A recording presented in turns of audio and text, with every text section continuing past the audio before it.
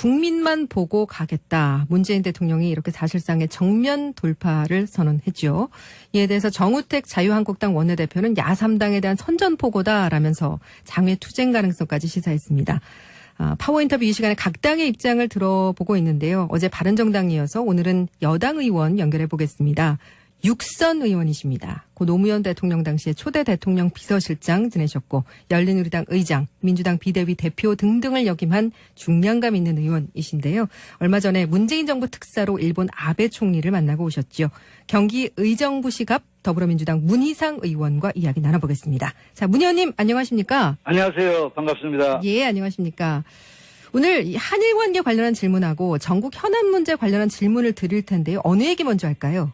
아무거나 좋습니다. 예. 절에 간 섹시예요. 예?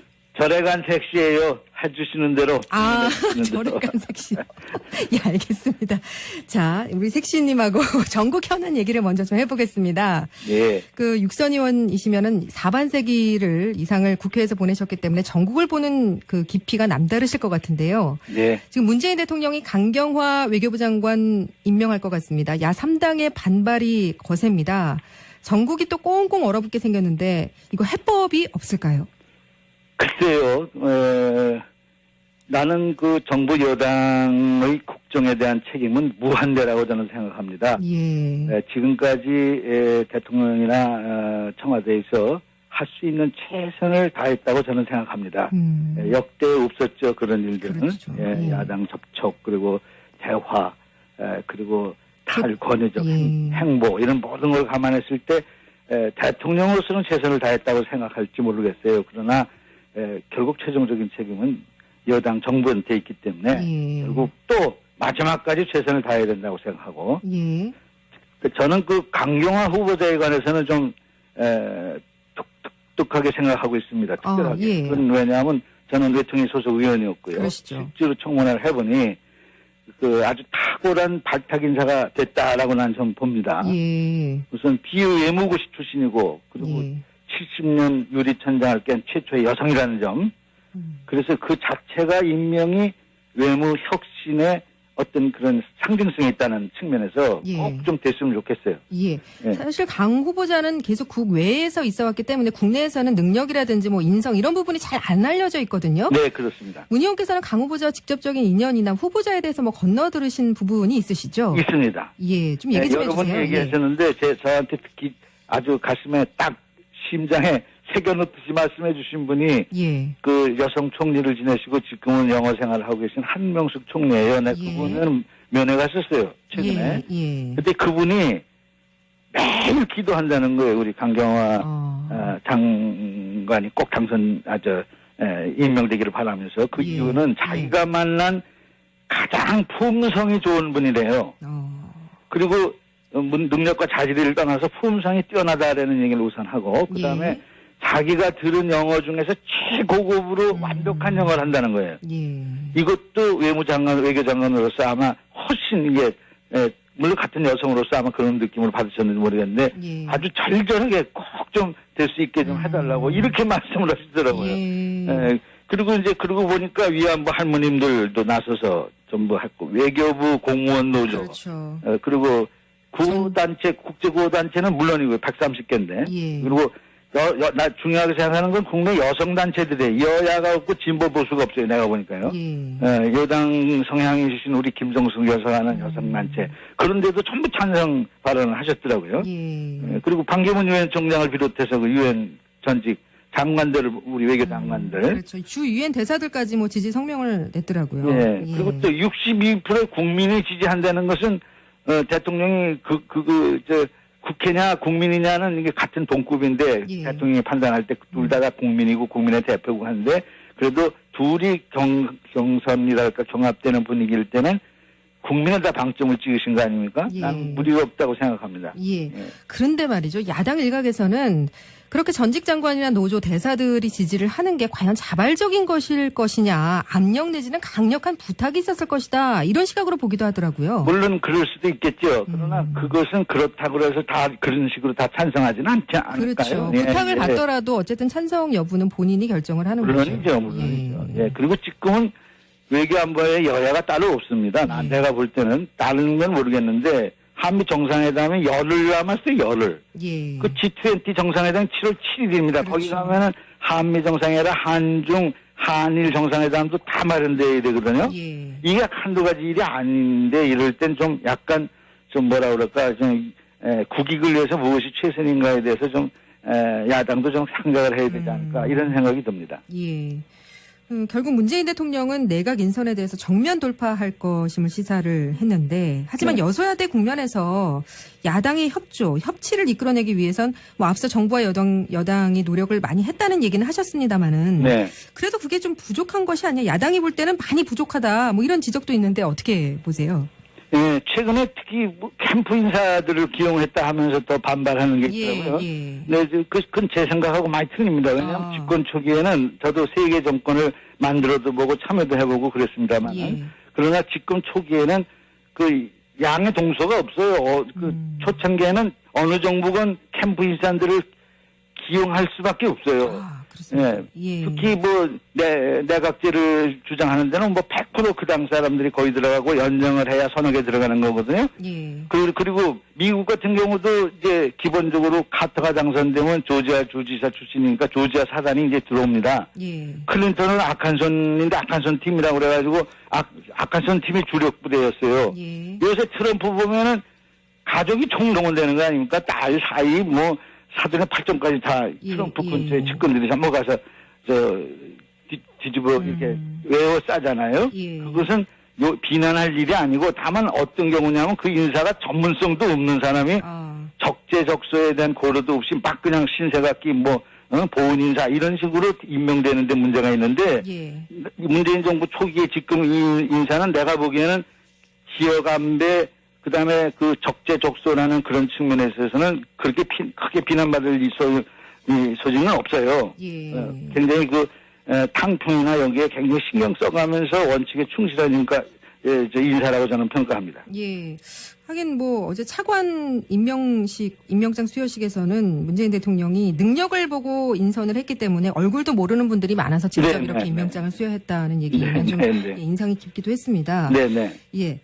그런데 안경환 법무장관 후보자는 좀 문제가 있지 않습니까? 네, 개인적으로는 아주 훌륭한 인격의 소유자입니다. 제가 아는 그분은 솔직 담백해가지고 마음에 없는 소리를 못하는 그런 형의 사람이에요. 그러니까 그분이 옛날에 글로 말로 그런 말을 좀 이학적인 요소를 좀 포함해서 솔직하게 얘기한 대목일 거예요. 그렇게 무슨 심각하게 문제가 되는 그런 대목은 없을 거라는 생각이 전 드는데요. 개인적으로는 인격자예요. 근데 혼인신고를 그 상대 여성의 동의도 받지 않고 일방적으로 했다가 취소되는 무효 판결을 받는 그런 일도 과거에 있었다고 하거든요. 법무장관 후보자인데 괜찮을까 좀 걱정이 되는 영원히 자유로운 분인가 아닌가 하는 생각이 들면서 그 판단 여부는 저는 개인적으로는 아주 훌륭한 인격을 가진 분이라고 생각합니다. 예. 그렇군요. 근데 그 야당에서는요. 문재인 대통령이 고위공직자 배제 5대 원칙이 잘못됐음을 좀 직접 시인하고 사과해라. 조국 민정수석 역시 과거의 신문 칼럼에서 위장 전입 등등을 그렇게 비판을 해놓고 지금 왜 가만히 있느냐 이런 입장이거든요. 예. 야당 요구 들어주는 게 어려운 부분입니까? 네, 어렵다기보다 원칙의 문제이기 때문에 그렇죠. 특히 대통령은 좀 갑갑할 정도로 원칙에 강한 분이에요. 자기 한 말에 대한 책임 때문에 그렇습니다. 이게 그냥 뭐라 그럴까 그냥 어물어물 그냥 남기려면 얼마든지 할 수 있죠. 마음에 없는 사과라도. 근데 실제로 상당한 분의 대통령으로서는 양보하는 말씀이랄까 사과에 준하는 말씀을 하셨어요. 그런데 이제 앞으로 중요한 것은 건건이 지금 그런 5개 원칙에 딱 맞는 사람을 고르려면 아마 누구 말 맞다나 예수님이나 무슨 공자님이 와도 통과가 안 될 거라고 그런 얘기는. 부처님이 오시면 가능할 것 같긴 합니다. 네, 그런 시중의 농담도 있습니다만은 나는 그렇게 생각해요. 그것이 또 어느 정도의 준칙, 기준 이런 것을 지금 새롭게 정립을 할 때라고 생각합니다. 청와대는 청와대대로 검증기관에서 그런 기준을 정해놓을 필요가 있고 국회는 국회대로 여야가 합의로 이제는 몇 번 왔다 갔다 했으니까 정권들이 이제는 뭐가 문제다라는 대목에 대해서 이해가 갈 거라고 생각해요. 예를 들어서 청문회법이 본격적으로 시행된 가령 75년 기준 이전 이후라든지 뭐 예를 들면입니다. 몇 년도 이전 이후 2005년도 그다음에 무슨 예를 들어서 주민등록법이 그 이기장 전입에 관해서 확보부당한 위법이라고 한 그 시점 이전 이후 이런 건 조금 고려의 대상이 되지 않을까 저는 그런 생각을 합니다. 그래서 빠른 시간 안에 청와대가 그것이 무슨 요새 얘기하는 기준자문위원회인가 기획자문위원회인가 거기서 정해도 좋고 또 국회는 국회대로 지금 현재 뭐 TF팀이 구성이 돼서 돌아간다고 합니다. 거기서도 빨리 그 원칙을 정하면 서로가 양보할 수 있는 선, 이해가 되는 선, 국민이 이 정도면 용납이 가능한 선을 정해놓고 너무 작은 구물로 해놓고 이것저것 다 잡으려고 그러지 말고 좀 이렇게 좀 원칙과 기준에 원칙적으로 어긋나지 않으면서 어느 준칙을 만들어서 그걸 지키는 그런 게 빨리 됐으면 좋겠습니다. 예, 알겠습니다. 다소 시일은 좀 지났는데 여전히 현재 진행형이기 때문에 이 부분도 좀 여쭤보겠습니다. 네. 문재인 정부의 대일 특사로 일본 아베 총리 만나고 오셨는데 문재인 정부 출범에 대한 반응이라든지 뭐 관련된 얘기가 있었습니까? 예, 물론이죠. 아베 총리는 말할 것도 없고 일본 여야 정치인 내가 만난 모든 분 한 100분 만났는데 팀으로는 15팀이고요. 그런데 이분들 모두 공통적으로 하는 말은 새로운 정부의 거는 기대가 아주 컸습니다. 이번 기회로 동결됐던 한일 관계의 새로운 전기를 마련해보자 라는 의욕적인 분위기였습니다. 근데 위안부 재협상 이야기를 하셨잖아요. 네. 양국이 워낙 민감한 사안이라 그 얘기를 꺼내기가 사실상 쉽지 않으셨을 것 같은데 어떠셨어요? 그러나 얘기를 안 할 수 없죠. 내가 대통령의 뜻을 받들어가지고 간 사람인데 그래서 분명히 얘기했죠. 위안부 문제와 관련해서는 한국 국민 대다수가 그 위안부 합의에 대해서 정서적으로 수용할 수 없는 것이 그냥 현실이다. 이 현실을 직시하고 슬기롭게 앞으로 나아가는 방향이 정해져야 된다. 이렇게 이제 전제를 하면서 옛날에 이제 위안부 강제동원을 인정했던 고노다마, 식민 지배를 사죄했던 무라야마 다마, 그다음에 어떤 그런 지평을 열었던 김대중 대통령 오부치 선언이라는 게 있습니다. 식민 통치 전체에 대한 사죄를 한 것인데, 그다음에 간라오또 다마 이런 과거 합의를 우리 그걸 삼아서 앞으로 미래지향적으로 슬기롭게 나가자. 뭐 이런 말을 우리가 했고요. 그러니까 뭐 거기도 기본적으로는 약속은 지켜져야 된다라는 말을 전제하면서 물론이죠. 그러니까 그런 고노 합의도 약속이었거든요. 그래서 다만 한일 관계는 앞으로 미래지향적으로 좀 극복하자 하는 데는 의견일치를 보는 거예요. 그러나 그 합의의 본질은 변함이 없는 거죠. 우리도 고노 합의를 주장을 한 거니까요. 옛날에 위안부 강제동원에 대해서 인정을 하고 사과한 그런 대목을 전제를 한 거니까요. 사실 뭐 육선 의원께 이런 말씀 드리면 어떻게 생각하실지 모르겠습니다만은 문 의원님 인상이나 풍채가 상대방을 좀 압도하는 면이 있으신 거 아시죠? 저는 이렇게 생겨서 죄송합니다. 아니 그게 아니고요. 일본 언론에서도 비슷한 표현을 했다면서요. 가셨을 때. 뭐 야쿠자 대장 뭐 이런 얘기를. 특사 가운데더니 야쿠자 오야붕이 왔네 이렇게 얘기하는 네티즌들이 번져가지고 신문에 나고 우리 신문에도 나고 그랬다는데 저는 뭐 생계 이름이 야쿠자라 그래도 할 말은 없는데 그래도 꼬붕이 아니고 오야붕이라고 그런 대목은 조금 위안이 되더라고요. 그러니까 뭐 지금 2693님 청취자분께서 이한희 씨가 방송에서 살이 찌면 외삼촌이랑 너무 닮아져서 안 된다던데 조카 자주 보시나요? 가까워 보여 좋았습니다. 이런 얘기 하시더라고요. 봅니다. 근데 그러다 보니까 이제 아베 총리가 이 기선제압을 하기 위해서 나름 노력을 했던 것 같아요. 뭐 의자 높이도 굳이 다르게 준비를 했고 사실 외교 무대에서 그런 기선제압이 중요하죠.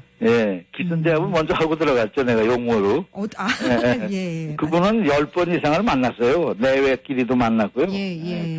벌써 한 20년 전부터 계속 알고 지내는 사이니까요. 예, 그러시군요. 근데 일본 특사로 가셔서 우리 정부와 국민 정서를 이제 아베 총리한테 전달을 하셨고, 아베 총리도 이해한다는 제스처를 보냈다, 이렇게 알려졌는데, 아베 내각의 본심은 어떤 거라고 생각하세요? 글쎄요, 그걸 뭐, 나라고 뭐 뾰족하게 아는 수는 없죠. 예. 그러나 이제 분명하게 읽을 수 있었던 것은 이번을 계기로, 새로운 정부의 출범을 계기로, 그 문재인 정부 출범을 계기로 한일 관계가 좀 새롭게 다시 나야 된다.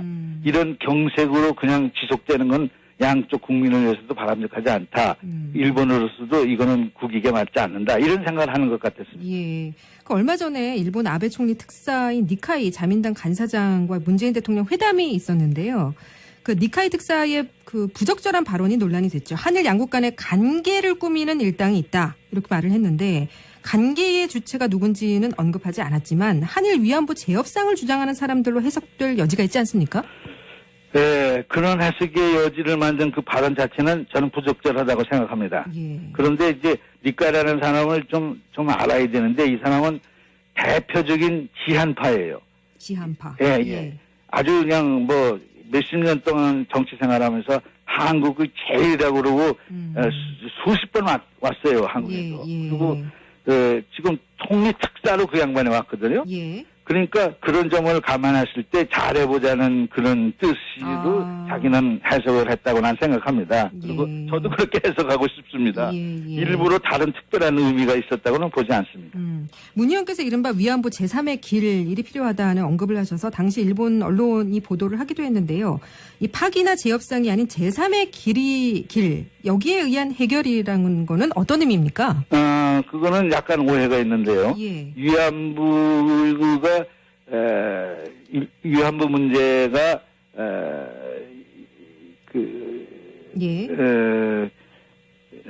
한마디로 얘기하면 위안부 문제의 제3의 길이 아니라 일본 한국 관계, 한국-일본 관계의 제3의 길을 나는 평상시에 주장했죠. 특사로서는 가서 한 말이 없고요. 나는 평상시에 늘 이런 주장을 합니다. 그건 뭐냐 하면 우리가 과거 한일 관계 과거에서 목매여가지고 한 발짝도 못 나가는 것은 어리석은 일이다. 다만 미래로 가자고 과거사를 덮는 것은 난 이건 더 큰 문제다. 특히 위안부 문제는 인류 보편적 가치의 문제거든요. 이걸 불가역적 합의를 한다든지 무슨 더군다나 피해자인 할머니가 당사자인데 당사자를 배제한 채 정부 간에 어떤 합의를 본들 그게 무슨 의미가 있겠어요. 그러니까 이런 문제는 과거사는 과거사대로 직시하면서 지혜롭게 앞으로 극복하는 자세로 나가고 그 대신 다른 안보, 경제, 문화 이런 한일 관계의 많은 문제점을 미래지향으로 또 나아갈 부분도 많이 있거든요. 이렇게 과거사와 미래지향적인 루트를 투트랙으로 진행하자. 그 길이 제3의 길입니다. 그러니까 한일 관계의 제3의 길이에요. 이런 길로 갈 수밖에 없다는 난 주장을 했고 요번에 일본에 가서 특사로서는 얘기를 못했지만 개인적으로 만난 사람들한테는 늘 그렇게 얘기했고 그분들도 100% 동의해요. 그렇군요. 한일 정상이 이제 빠른 시일 내에 정상회담을 추진하기로 의지를 확인했는데 한일 정상회담은 어떻게 전망하십니까? 나는 곧 있을 거라고 생각합니다. 그거는 이제 아무리 늦어도 7월 7일, 8일 있는 G20가 있거든요. 그래서 그러면 거기서 자연스럽게 한일 정상회담을 이미 합의가 됐을 거예요. 지난번에 니카이 간사장 왔을 때 시간과 일자만 안 나왔지 실제로는 그때 됐을 거라고 생각하고 제가 갔을 때는 그분들이 원하는 건 빠르면 빠를수록 좋다. 정상회담을. 그러면서 샤틀 외교 옛날에 김대중 고이즈미 노무현 대통령 간에 있었어요. 샤틀 외교라고. 지금 왜 김포하고 한해하고 다니는 비행기 있지 않습니까? 그런 의미입니다. 오가면서 양국을 오가면서 필요할 때 하자. 바로 보자. 뭐 이거 몇 번 진행이 됐었어요. 이제 그런 걸 다시 복원하자. 그러니까 자주 만나면 모든 문제의 해법이 거기 있다. 그렇게 해서 허심탄회한 얘기를 하는 속에 한일 문제를 풀자. 이런 것이 정상회담으로 하니까 가능한 한 빠를수록 좋다. 그런데 중국보다도 빨랐으면 좋겠고 미국 가는 길에 들렀어도 좋겠다. 이런까지 얘기를 하더라고요. 그러니까 그건 아베가 한 손은 아니고 이제 희망상을 얘기하는데 그건 충분히 내가 청와대에도 보고를 전달을 했고 예. 그런 것이 감안돼서 이번 니카이 간사장 왔을 때 아마 어느 정도 의견이 됐을 거예요. 예. 내 생각인데 7월 7, 8일 있는 거기 G20에서 예. 만나는 게 제일 빠른 거 아닌가 그런 생각이 듭니다. 끝으로 이거 한 가지만 더 여쭤볼게요. 그러니까 이번에 그 한일 정상회담에서도 위안부 재협상 문제에 이제 아베 총리와 문재인 대통령이 이야기 나눌 것 같은데 불가역적 합의로 맺어진 이 협상, 이 재협상에 아베 총리가 응하지 않을 게 분명해 보이는데 우리에게 협상 카드가 있습니까? 아니요, 굳이 재협상하자고 그럴 게 없는 게 제3의 성명서를 서로 합의하면 되고 자주 만나다 보면요. 예. 그리고 진정성 있는 사과를 일테면 얘는 오부치 선언 같은 거를 오부치 선언 20주년이 곧 되는데 그때쯤 돼서 서로 양 정상이 할 수도 예. 있고요. 예. 그러니까 제3의 선언으로 그냥 그러니까 뭐라 그럴까 덮고 넘어갈 수가 있죠. 넘어갈 알겠습니다. 수가 있죠. 그걸 예. 제3의 선언으로 고치자 어쩌자 이런 협상은 지금 단계에서는 좀 맞지 않아요. 알겠습니다. 오늘 여기까지 말씀 나누겠습니다. 네. 예, 고맙습니다. 감사합니다. 지금까지 더불어민주당 육산 의원이시죠. 문희상 의원이었습니다.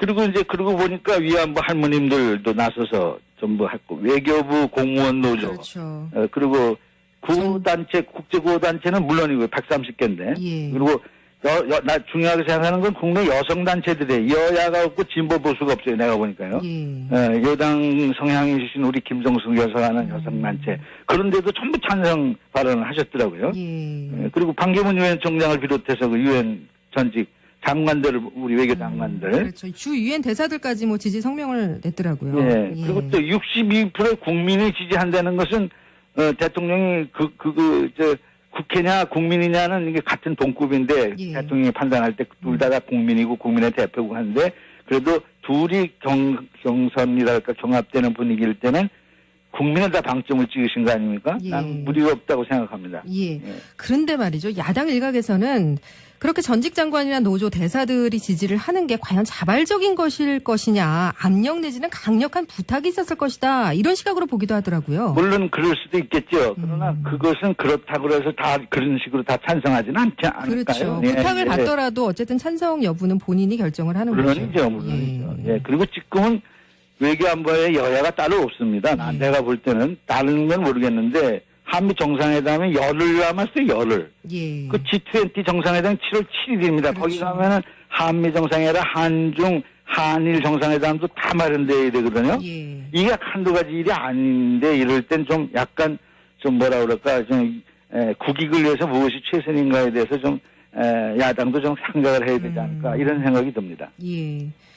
결국 문재인 대통령은 내각 인선에 대해서 정면 돌파할 것임을 시사를 했는데 하지만 네. 여소야대 국면에서 야당의 협치를 이끌어내기 위해선 뭐 앞서 정부와 여당이 노력을 많이 했다는 얘기는 하셨습니다마는 네. 그래도 그게 좀 부족한 것이 아니야. 야당이 볼 때는 많이 부족하다. 뭐 이런 지적도 있는데 어떻게 보세요? 예, 최근에 특히 뭐 캠프 인사들을 기용했다 하면서 더 반발하는 게 있더라고요. 예. 네, 그건 제 생각하고 많이 틀립니다. 왜냐하면 집권 초기에는 저도 세계 정권을 만들어도 보고 참여도 해보고 그랬습니다만, 예. 그러나 집권 초기에는 그 양의 동서가 없어요. 초창기에는 어느 정부건 캠프 인사들을 기용할 수밖에 없어요. 그렇습니다. 예. 특히 뭐 내각제를 주장하는 데는 뭐 100% 그 당 사람들이 거의 들어가고 연정을 해야 서너 개 들어가는 거거든요. 예. 그리고 미국 같은 경우도 이제 기본적으로 카터가 당선되면 조지아 주지사 출신이니까 조지아 사단이 이제 들어옵니다. 예. 클린턴은 아칸손인데 아칸손 팀이라고 그래가지고 아칸손 팀이 주력 부대였어요. 예. 요새 트럼프 보면은 가족이 총동원되는 거 아닙니까? 딸 사이 뭐 사돈의 8점까지 다 트럼프 근처에 측근들이 넘어가서 뒤집어 이렇게 외워싸잖아요. 예. 그것은 비난할 일이 아니고 다만 어떤 경우냐면 그 인사가 전문성도 없는 사람이 적재적소에 대한 고려도 없이 막 그냥 신세같기 보훈 인사 이런 식으로 임명되는데 문제가 있는데 예. 문재인 정부 초기에 지금 이 인사는 내가 보기에는 기여감배 그다음에 그 적재적소라는 그런 측면에 있어서는 그렇게 크게 비난받을 소지는 없어요. 예. 굉장히 탕평이나 여기에 굉장히 신경 써가면서 원칙에 충실하니까 인사라고 저는 평가합니다. 예. 하긴 뭐 어제 차관 임명장 수여식에 있을 때 대통령으로서는 최선을 다했다고 생각할지 모르겠어요. 그러나 결국 최종적인 책임은 여당 정부한테 있기 때문에 예. 결국 또 마지막까지 최선을 다해야 된다고 생각하고 예. 저는 그 강경화 후보자에 관해서는 좀 독특하게 생각하고 있습니다. 특별하게. 예. 그건 왜냐하면 저는 외통위 소속 의원이었고요. 그러시죠. 실제로 청문회를 해보니 그 아주 탁월한 발탁 인사가 됐다라고 난 좀 봅니다. 예. 우선 비외무고시 출신이고 그리고 70년 유리천장을 깬 최초의 여성이라는 점. 그래서 그 자체가 임명이 외무 혁신의 어떤 그런 상징성이 있다는 측면에서 예. 꼭 좀 됐으면 좋겠어요. 예. 예. 사실 강 후보자는 계속 국외에서 있어 왔기 때문에 국내에서는 능력이라든지 뭐 인성 이런 부분이 잘 안 알려져 있거든요. 네, 그렇습니다. 문 의원께서는 강 후보자와 직접적인 인연이나 후보자에 대해서 뭐 건너들으신 부분이 있으시죠? 있습니다. 예, 좀 얘기 좀 여러 해주세요. 번 얘기하셨는데 저한테 특히 아주 가슴에 딱 심장에 새겨놓듯이 말씀해 주신 분이 예. 그 여성 총리를 지내시고 지금은 영어 생활을 하고 계신 한명숙 총리예요. 네, 예. 그분은 면회 갔었어요. 최근에. 예. 근데 그분이 매일 기도한다는 거예요. 우리 강경화 장관이 꼭 임명되기를 바라면서 그 예. 이유는 자기가 만난 가장 품성이 좋은 분이래요. 그리고 능력과 자질을 떠나서 품성이 뛰어나다라는 얘기를 우선 하고 그다음에 예. 자기가 들은 영어 중에서 최고급으로 완벽한 영어를 한다는 거예요. 예. 이것도 외교장관으로서 아마 훨씬 이게 물론 같은 여성으로서 아마 그런 느낌을 받으셨는지 모르겠는데 예. 아주 절절하게 꼭 좀 될 수 있게 좀 해달라고 이렇게 말씀을 하시더라고요. 예. 그래서는 문재인 대통령이 능력을 보고 인선을 했기 때문에 얼굴도 모르는 분들이 많아서 직접 네, 이렇게 네, 임명장을 수여했다는 얘기는 네, 좀 네, 네. 인상이 깊기도 했습니다. 네네. 예. 그런데 안경환 법무장관 후보자는 좀 문제가 있지 않습니까? 네, 개인적으로는 아주 훌륭한 인격의 소유자입니다. 예. 제가 아는 그분은 그 솔직 담백해가지고 마음에 없는 소리를 못하는 그런 형의 사람이에요. 그러니까 그분이 옛날에 글로 말로 그런 말을 좀 이학적인 요소를 좀 포함해서 솔직하게 얘기한 대목일 거예요. 예. 난 그렇게 무슨 심각하게 뭐 문제가 되는 그런 대목은 없을 거라는 생각이 전 드는데요. 개인적으로는 인격자예요.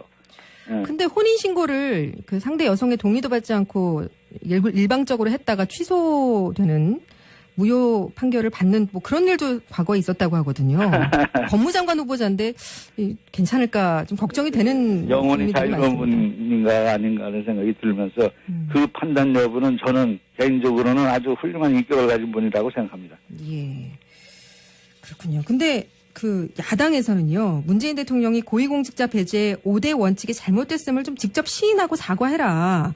조국 민정수석 역시 과거의 신문 칼럼에서 위장 전입 등등을 그렇게 비판을 해놓고 지금 왜 가만히 있느냐 이런 입장이거든요. 예. 야당 요구 들어주는 게 어려운 부분입니까? 네, 어렵다기보다 원칙의 문제이기 때문에 그렇죠. 특히 대통령은 좀 갑갑할 정도로 원칙에 강한 분이에요. 자기 그렇죠. 한 말에 대한 책임 때문에 예. 그렇습니다. 이게 그냥 뭐라 그럴까 그냥 어물어물 그냥 냉기려면 얼마든지 할 수 있죠. 예. 마음에 국민만 보고 가겠다. 문재인 대통령이 이렇게 사실상의 정면 돌파를 선언했죠. 이에 대해서 정우택 자유한국당 원내대표는 야3당에 대한 선전포고다라면서 장외 투쟁 가능성까지 시사했습니다. 파워인터뷰 이 시간에 각 당의 입장을 들어보고 있는데요. 어제 바른정당이어서 오늘은 여당 의원 연결해 보겠습니다. 육선 의원이십니다. 고 노무현 대통령 당시에 초대 대통령 비서실장 지내셨고 열린우리당 의장, 민주당 비대위 대표 등등을 역임한 중량감 있는 의원이신데요. 얼마 전에 문재인 정부 특사로 일본 아베 총리를 만나고 오셨죠. 경기 의정부시 갑 더불어민주당 문희상 의원과 이야기 나눠보겠습니다. 자, 문 의원님 안녕하십니까? 안녕하세요. 반갑습니다. 예, 안녕하십니까? 오늘 이 한일 관계 관련한 질문하고 전국 현안 문제 관련한 질문을 드릴 텐데요. 어느 얘기 먼저 할까요? 아무거나 좋습니다. 예. 전해간 섹시예요. 예? 절에간 섹시예요. 해주시는 대로. 절에간 섹시. 예, 알겠습니다. 자, 우리 섹시님하고 전국 현안 얘기를 먼저 좀 해보겠습니다. 예. 그 육선 의원이시면은 4반세기를 이상을 국회에서 보내셨기 때문에 전국을 보는 그 깊이가 남다르실 것 같은데요. 예. 지금 문재인 대통령이 강경화 외교부 장관 임명할 것 같습니다. 야3당의 반발이 거셉니다.